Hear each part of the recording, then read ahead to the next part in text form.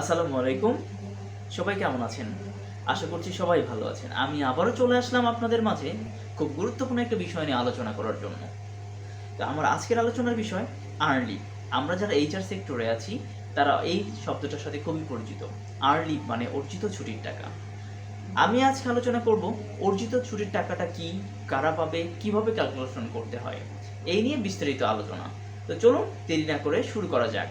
তো তার আগে বলে রাখছি, প্লিজ আমার চ্যানেলটাকে সাবস্ক্রাইব করুন, লাইক এবং শেয়ার করে পাশে থাকুন।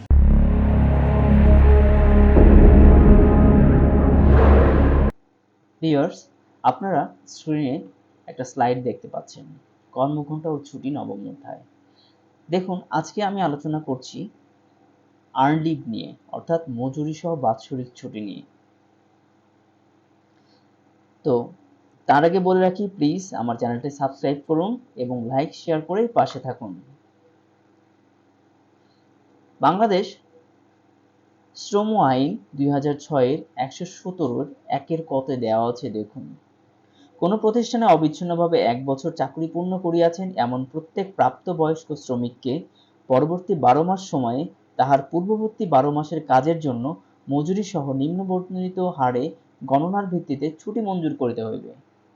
আচ্ছা, কোন দোকান, বাণিজ্য বা শিল্প প্রতিষ্ঠান বা কোন কারখানা বা অথবা সড়ক পরিবহনের ক্ষেত্রে প্রতি ১৮ দিন কাজের জন্য ১ দিন। এখানে দেখুন কিছু শর্ত দিয়েছে।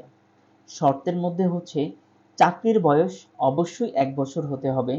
চাকরির বয়স ১ বছর হইলে তার আগের বছর কাজের জন্য তিনি মজুরি সহ বাৎসরিক ছুটির টাকা পাবেন। কিভাবে পাবেন? প্রতি ১৮ দিন কাজের জন্য ১ দিন করে তিনি টাকা পাবেন।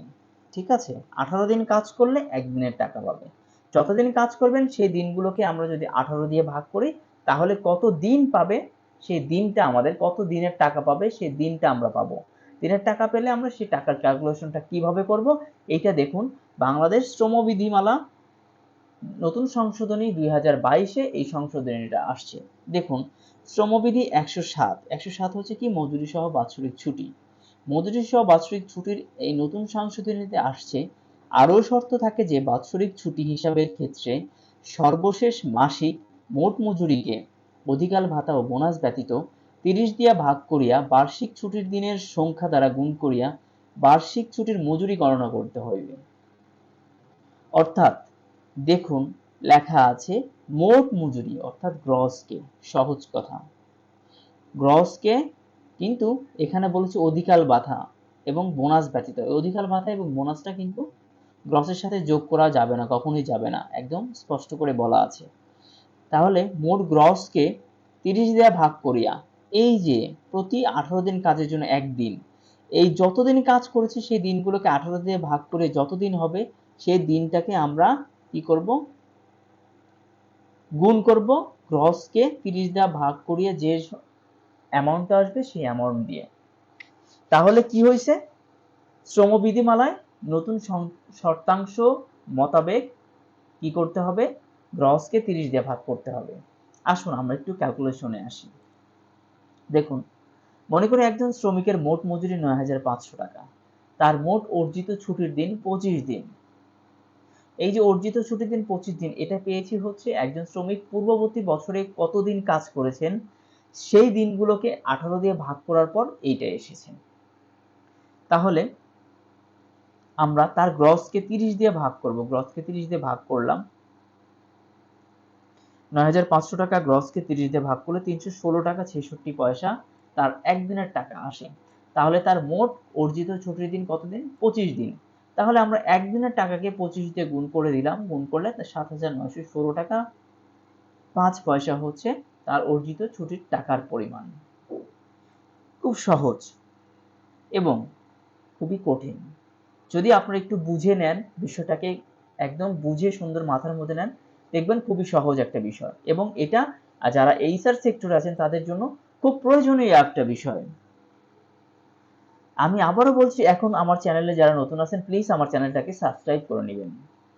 এখন আসেন আমরা ক্যালকুলেশনটা আমি আপনাদেরকে দেখাবো। আসুন ক্যালকুলেশনটা আমরা কিভাবে করব দেখুন। ক্যালকুলেশনটা হচ্ছে গ্রস ভাগ 30 ইন্টু ডেজ। আমরা এখানে একটা রাফ করেছি, আমি রাফটাকে কেটে দিচ্ছি। আচ্ছা, এখন টোটাল ওয়ার্কিং ডে আমরা কিভাবে বের করতে পারবো বা কিভাবে পাবো? হ্যাঁ, আপনাদের যদি পেরোল সফটওয়্যার থাকে সেক্ষেত্রে একজন ওয়ার্কারের পূর্ববর্তী বছরে কতদিন কাজ করেছেন এটা তার জব কার্ড দেখে বা টাইম কার্ড দেখে বা টাইম শিট দেখে আপনারা খুব সহজেই বের করতে পারবেন। অথবা আপনারা তার প্রতি মাসের জব কার্ডগুলো হাতে নিয়ে আপনারা কাউন্টিং করেও দেখতে পারেন।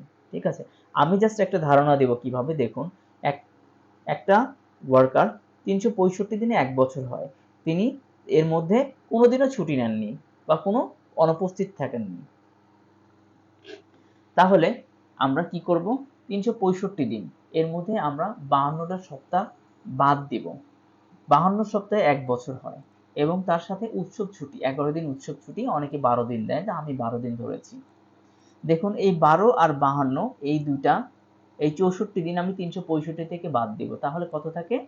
দেখুন, 301 দিন আমরা ধরে নিলাম 300 দিন কাজ করেছে পূর্ববর্তী বছরে। তাহলে পূর্ববর্তী বছরে যদি 300 দিন কাজ করে থাকে, 300 দিনের জন্য তিনি কত দিন পাবেন? আগে আমরা দিনটাকে বের করে নিব।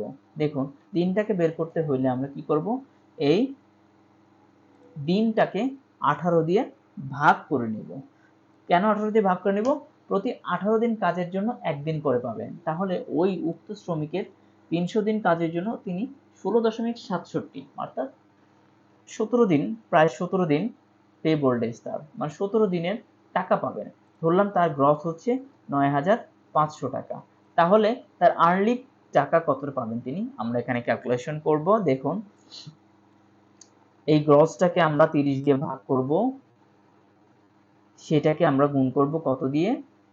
পেবল ডেজ, সে কত টাকা পে করছে, পে হচ্ছে ইনটু এই টাকাটা। তাহলে এইটাকে গুণ করলে আমরা আসে কত? 5,277 টাকা 78 পয়সা, অর্থাৎ 5,278 টাকা একজন শ্রমিকের আর্নলি। ক্লিয়ার? আমার মনে হয় সবাই বুঝে গেছেন। যদি না বুঝে থাকেন অবশ্যই আমাকে কমেন্টস বক্সে জানাবেন অথবা আমাকে মেসেজে নক করবেন, আমি চেষ্টা করব আরো সহজভাবে বুঝিয়ে দেওয়ার জন্য। তবে বলে রাখি, এখানে কিছু কথা আছে। আসুন, আমরা বাংলাদেশ বাংলাদেশ শ্রম আইনের, এই যে দেখুন আমি বের করে রেখেছি, 117 8 উপধারাতে আসুন।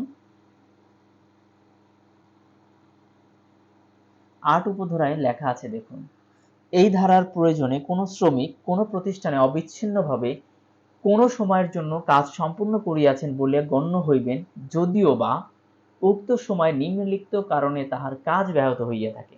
অর্থাৎ তিনি কাজ করেন নাই, তারপরেও তার কাজের দিন হিসেবে গণনা করা হবে নিচের বিষয়গুলোর কারণে। দেখুন, কোনো বন্ধের দিন,